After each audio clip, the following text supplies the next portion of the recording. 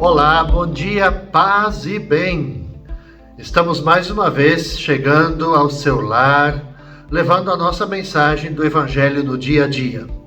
Como sempre, é uma alegria de poder fazer esse momento de diálogo, de reflexão, sempre com esse desejo de que as reflexões dos Evangelhos diários possam ajudá-lo a criar uma sintonia maior com o próprio Jesus, com o próprio Evangelho, e o desejo de cada um de se aprofundar e que essas reflexões também solidifiquem sempre mais a sua fé. Hoje, caros irmãos e irmãs, dia 28 de agosto, nós celebramos na igreja Santo Agostinho, bispo e também um grande doutor da igreja. E para refletir hoje, o Evangelho é de Mateus, o capítulo 23, versículos de 13 até 22. Disse Jesus: Ai de vós, mestres da lei, e fariseus hipócritas, vós fechais o reino dos céus aos homens. Vós, porém, não entrais nem deixais entrar aqueles que o desejam. Ai de vós, mestres da lei e fariseus hipócritas, vós percorreis o mar e a terra para converter alguém, e quando conseguis, o tornais merecedor do inferno, 2 vezes pior do que vós. Ai de vós, guias cegos! Vós dizeis: se alguém jura pelo templo, não vale. Mas se alguém jura pelo ouro do templo, então vale. Insensatos e cegos! O que vale mais, o ouro ou o templo, que santifica o ouro? Vós dizeis também: se alguém jura pelo altar, não vale.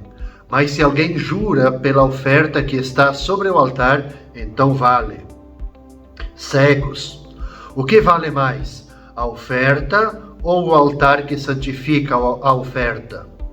Com efeito, quem jura pelo altar, jura por ele e por tudo o que está sobre ele. E quem jura pelo templo, jura por ele e por Deus, que habita no templo. E quem jura pelo céu, jura pelo trono de Deus e por aquele que nele está sentado. Iniciamos essa 21ª semana do Tempo Comum, segunda-feira, com o Evangelho muito forte. É aquele conjunto de reflexões onde que Jesus ele profere os ai de vós, mestres da lei e fariseus. Jesus denuncia a hipocrisia dos mestres da lei e dos fariseus. Então Jesus ele está continuando essas denúncias. E embora eles fossem os representantes oficiais da religiosidade, os escribas e os fariseus, eles tinham se convertido num sério obstáculo para as pessoas viverem a fé. Por isso, aquele que se definiu, o Jesus, que se definiu como manso e humilde de coração, aquele que se comove diante do sofrimento dos outros, aquele que é afável com os pecadores, aquele que é terno para com os pobres e pequenos, que chora pensando na destruição de Jerusalém, condena agora com muita severidade a hipocrisia religiosa dos fariseus. Então, esses ai de vós, na linguagem profética, quer significar, quer exprimir uma ameaça de castigo e de juízo, mas também a dor de quem deve falar por causa do mal deplorável. Então, é verdade, sim, é uma severa advertência que Jesus faz aos líderes religiosos.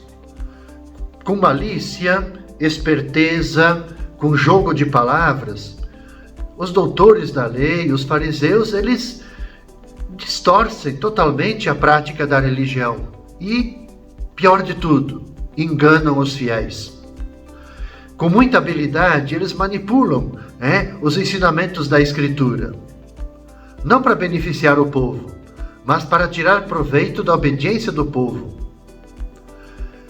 E Jesus desmascara eles, chama eles de hipócritas, O Evangelho faz referência pelo menos 3 vezes Ou seja, Jesus diz para eles: vocês são pessoas, são disfarçados. Exigem o cumprimento das múltiplas leis, mas eles mesmos não colocam essa lei em prática. Aumentam o número de seguidores, mas não para orientá-los para a vida plena e a liberdade, mas para manter eles prisioneiros de seus caprichos. Então Jesus chama eles inclusive de cegos, porque insistem nos detalhes da lei, mas desviam o povo do cumprimento das leis divinas fundamentais. Creio que esse evangelho é uma benéfica meditação para todos nós, para todos os que têm algum grau de liderança na vida da igreja, mas é uma meditação para todos os que se dizem cristãos. A gente tem que ser cristãos na sua plenitude, não podemos ser cristãos de aparência. Seguindo esse nosso itinerário de reflexões, na terça-feira, dia 29 de agosto, nós vamos rezar e refletir com o evangelista Marcos, capítulo 6, versículos de 17 até 29. A gente sai do evangelho de Mateus para Marcos, porque na terça-feira, dia 29, a gente celebra o martírio de São João Batista. E o evangelho que nos é oferecido, então, é um evangelho muito conhecido nosso. Herodes tinha mandado prender João e colocá-lo acorrentado na prisão. Fez isso por causa de Herodíades, mulher do seu irmão Filipe, com quem se tinha casado. E João dizia a Herodes: não te é permitido ficar com a mulher do teu irmão. Por isso, Herodíades o odiava e queria matá-lo, mas não podia.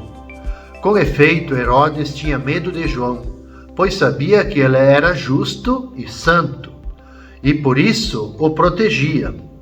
Gostava de ouvi-lo, embora ficasse embaraçado quando o escutava. Finalmente chegou o dia oportuno. Era o aniversário de Herodes, e ele fez um grande banquete para os grandes da corte, para os oficiais, os cidadãos importantes da Galileia. A filha de Herodíades entrou e dançou, agradando a Herodes e os seus convidados. E então o rei disse à moça: pede-me o que quiseres e eu te darei. E lhe jurou dizendo: eu te darei qualquer coisa que me pedires, ainda que seja a metade do meu reino. Ela saiu e perguntou à mãe: o que eu vou pedir? A mãe respondeu: a cabeça de João Batista. E voltando depressa para junto do rei, pediu: quero que me des agora num prato a cabeça de João Batista. O rei ficou muito triste, mas não pôde recusar. Ele tinha feito o juramento diante dos convidados. E imediatamente o rei mandou que um soldado fosse buscar a cabeça de João. O soldado saiu, degolou-o na prisão, trouxe a cabeça num prato e o deu à moça. Ela a entregou à sua mãe. Ao saberem disso, os discípulos de João foram lá, levaram o cadáver e o sepultaram. Caros irmãos e irmãs, queridos devotos e devotas, creio que a gente não pode deixar de a gente se impressionar apenas pelos pormenores narrativos. Aliás, que são muito sugestivos nessa página desse trecho do Evangelho de Marcos. Mas eu quero chamar a atenção que o evangelista Marcos, ele não tem a intenção de evidenciar nem os vícios de Herodes, nem a malícia de Herodíades, e muito menos a leviandade da filha. A grande intenção do evangelista Marcos, ao fazer essa narrativa, é dar destaque, realçar bastante a figura de João Batista, que é como que, vamos dizer assim, o grande mentor do Nazareno, de Jesus, e mostrar como este grande profeta, João Batista, ele leva a termo a sua vida do mesmo modo e pelos mesmos motivos que Jesus. Então, as memórias litúrgicas de João Batista têm que nos conduzir a meditar, primeiro, sobre o dom da profecia e sobre a figura do profeta.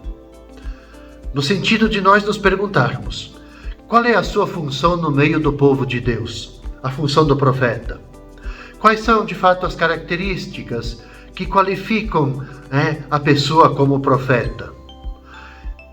De que modo se coloca perante os seus contemporâneos como sinal de uma presença superior, como porta-voz da palavra divina?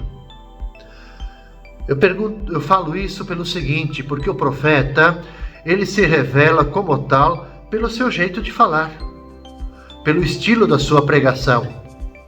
A palavra não é tudo, obviamente, mas ela é capaz de manifestar o sentido de uma presença.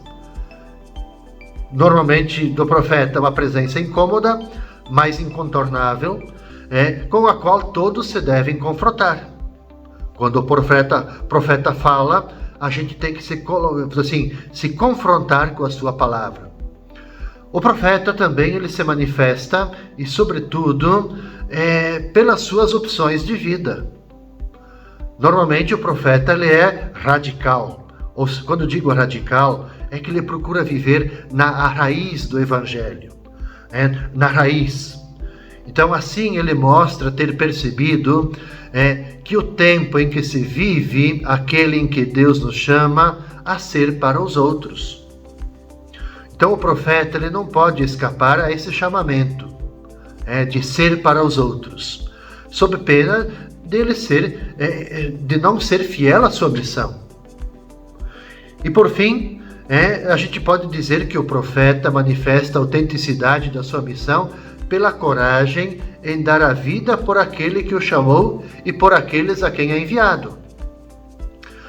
Eu sempre costumo dizer o seguinte: ou se é profeta com a vida, com os nossos gestos, com as nossas atitudes, uma vida que ela tem que ser gasta por amor, ou a gente não é profeta sério. E agora, fechando esse nosso primeiro itinerário da semana, na quarta-feira, dia 30 de agosto, nós vamos rezar e refletir com o Evangelho de Mateus, capítulo 23, versículos de 27 até 32. Disse Jesus: Ai de vós, mestres da lei e fariseus hipócritas, vós sois como sepulcros caiados. Por fora parecem belos, mas por dentro estão cheios de ossos de mortos e de toda podridão. Assim também vós, por fora pareceis justos diante de Deus e dos outros, mas por dentro estáis cheios de hipocrisia e de injustiça.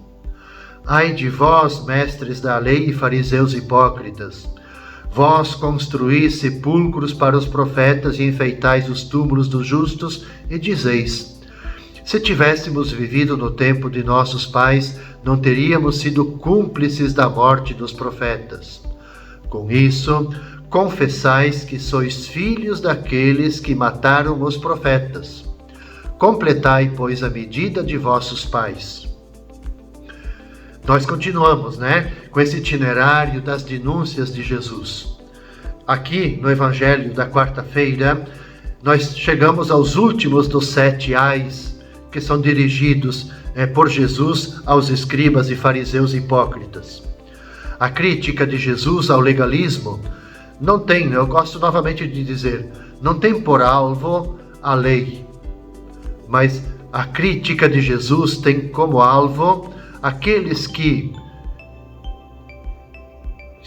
querendo se acobertar pela lei, pretendem iludir as suas exigências profundas, as exigências da lei. Então Jesus, ele revela a incoerência dos doutores da lei e dos fariseus. Não são o que mostram exteriormente. Pelo contrário, o exterior deles oculta o interior. E Jesus o ilustra com 2 imagens. Primeiramente, a figura do sepulcro belo por fora e cheio de podridão por dentro. A segunda figura faz referência aos túmulos que as lideranças religiosas edificavam para os profetas. Prestaram-lhes homenagens como a pessoas beneméritas, no entanto, eles próprios os haviam eliminados. Então, na linguagem coloquial, Jesus teria dito aos doutores da lei e fariseus, mais ou menos nesses termos: nesses termos: essa cara de anjo, ela não me engana. Com efeito, estão se organizando para matar o maior dos profetas, o Messias, e na sequência os discípulos dele.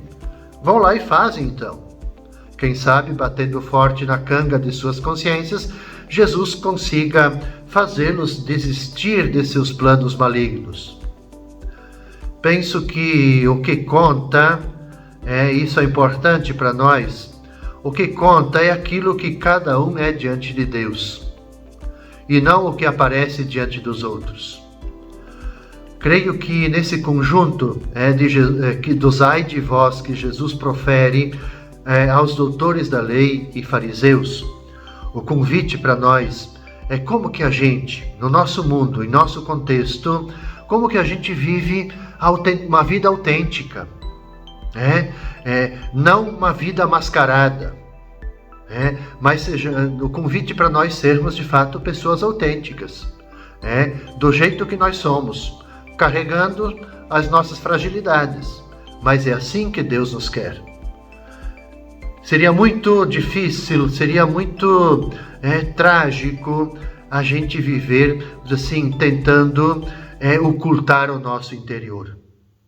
A nossa exterioridade tem que se manifestar exatamente o nosso interior.